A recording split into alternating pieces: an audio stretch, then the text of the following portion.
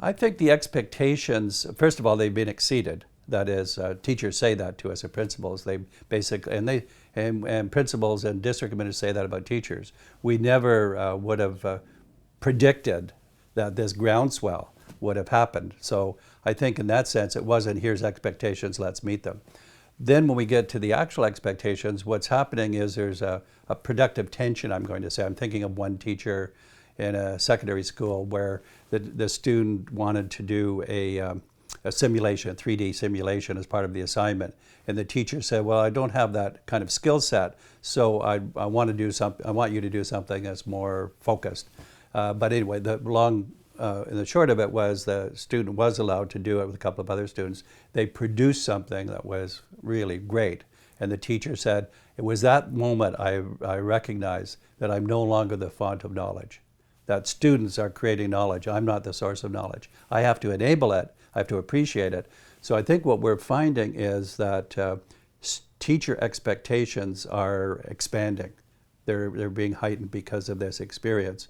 And so it's not a kind of a resistance tension.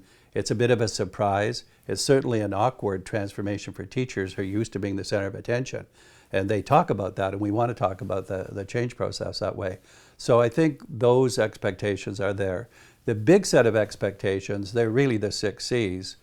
And if you look at any of the curriculum, if you look at Achieving Excellence, Ontario's work, British Columbia, Netherlands, and Finland where we work, those new expectations, which have to do with thinking and 6C type things, our work is compatible with the best of the new work that's showing up in curriculum. So these are expectations that are finding their way into provincial, state, and national policy, haven't been realized yet, except in ad hoc schools, but now are seen as system goals.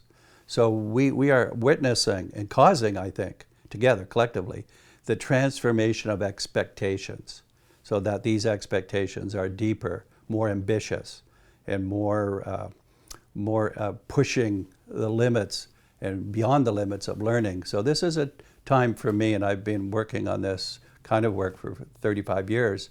This is a time where I see for the first time a great transformation of education. Bigger than we've seen in the last 35 years, by far. And it has to do with integrating 3 things: the power of digital, the power of pedagogical transformation, I would describe it, and what I would call the power of change leadership, because it has to be led, it has to be enabled. If you take those 3 forces and have them synergized, that's what we're seeing. The moral imperative, and that's a phrase I've used for more than a decade, is the commitment to raising the bar and closing the gap for all learners. So that moral imperative is what we want people to have. And it's certainly in our Achieving Excellence priority for Ontario, Achieving Excellence, Equity, Well-being.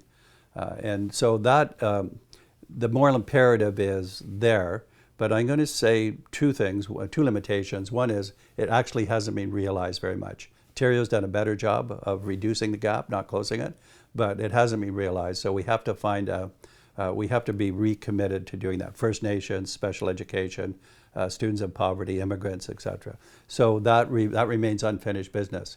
But the other part of the moral imperative now is redefining it so it's not just literacy and numeracy. It is that, but it's not just that.